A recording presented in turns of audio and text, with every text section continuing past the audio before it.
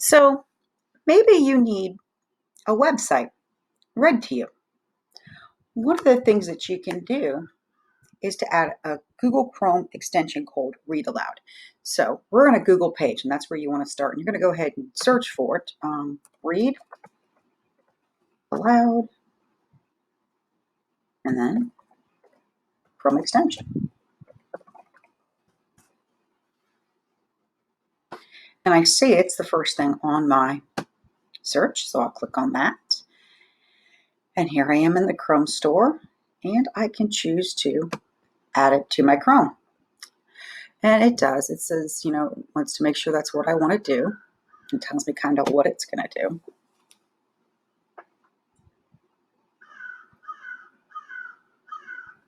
And I really don't want to turn on my sync. I'm good with that. This is my school stuff.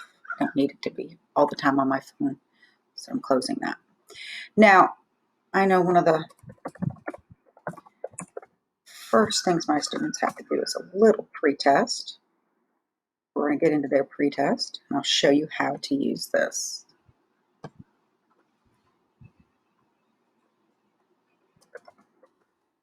You go to the page you want read.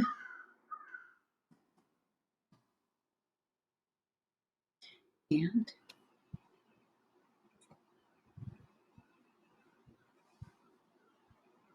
you important items on it. Add items to the list when you get to the store. Write it when you get to the store. Write it at home and stick to the list while shopping. I can play it again. What should you do with your shopping list? Only include important items on it.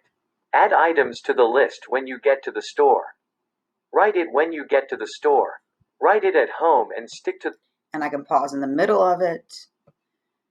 And I can stop if I think I've read enough. So that's using the Google Chrome extension Read Aloud.